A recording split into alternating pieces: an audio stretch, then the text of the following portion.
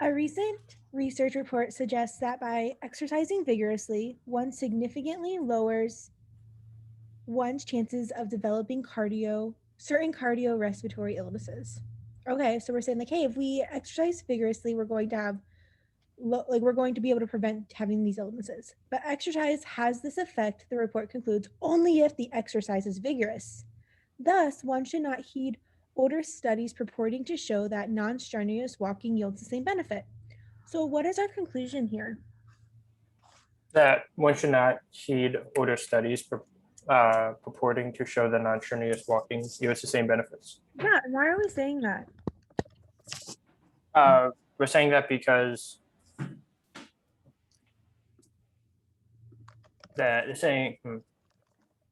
because of the research study that suggests that vigorous exercise lowers cardiovascular illness. Well, lowers developing cardiovascular illness. Excellent.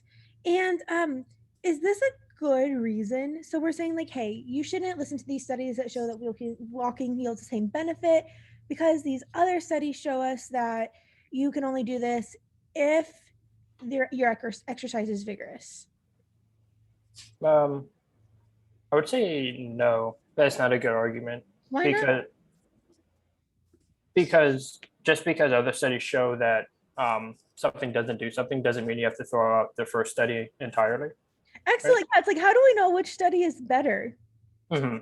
Excellent. Okay, so go ahead and start with A and tell me if you love it, leave it, or hate it. Yeah.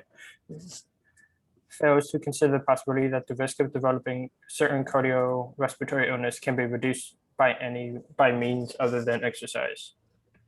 I don't like this one.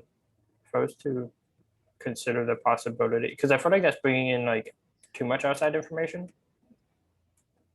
Yeah, like okay, so it says fails to consider the possibility that the risk of developing certain respiratory illnesses can be reduced by means other than exercise. Are we talking about anything about things other than exercise? No, we're talking about just strictly exercising. Yes, we're talking about this study that's talking about walking, and we're talking about this study that is talking about excessive or exercise that is vigorous. We're not like, oh, but you could, take medication and your cardiorespiratory illness can be reduced. So that's not what we're referring to. Excellent. So what about B? Fails to consider that those who exercise vigorously are at increased risk of physical injury caused by exercise. I don't like this one at all because they're bringing in physical injury when we're talking about cardiovascular illness being reduced for B. So I feel like B is kind of out of scope. Yeah, we don't care about, oh yeah, but if you don't do this, you're at risk of physical injury caused by like that. We're not talking about like what's the most dangerous or safest thing you can do in the world. Yeah. Excellent. C, overlooks the possibility that vigorous exercise may prevent life-endangering disease that have little to do with cardiorespiratory system. Why did I blank on that word? Cardiorespiratory system. When I was taking this, I kept this one.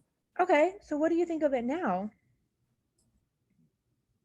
See, I'm not the biggest fan on it because it's saying it may prevent life-endangering disease that have little to do with cardiorespiratory system. But looking at it now, like with the conclusion, it just seems kind of out of scope now.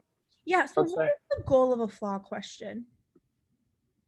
Would it be to bring in, to see what the economist forgets to bring in the argument? Kind of, but like when it says like it's flawed, essentially what is it asking you? Where does the economist argument, like where's he wrong at? Yes, it's like, why does the support not guarantee our conclusion? At the very core, that's all the flaw question is saying. It's like, why is this not enough to guarantee this? And so the fact that we don't talk about, oh, but this rigorous exercise could prevent other things, it's so irrelevant because it has nothing to do with what we're trying to, the columnist is trying to persuade us of. Okay. So when we think about, whenever we struggle, like really go back to, okay, what is our goal of a flaw question? Then why does the support not guarantee the conclusion? Okay, that sounds good then. So always think of why does this report not guarantee the conclusion Yeah. for each Like, what's question. the gap? Like, why isn't this so like, yeah, excellent. All right, so let's go on to D. And fails to consider the possibility that those who engage in vigorous physical exercise are more likely than those to perceive themselves as healthy. Then this I don't feel like has anything to do because we talk about reducing cardiovascular illness. Okay, so it says those who engage in vigorous are more than likely to. Yeah, we don't care how people perceive themselves as healthy. Excellent. And then what about E?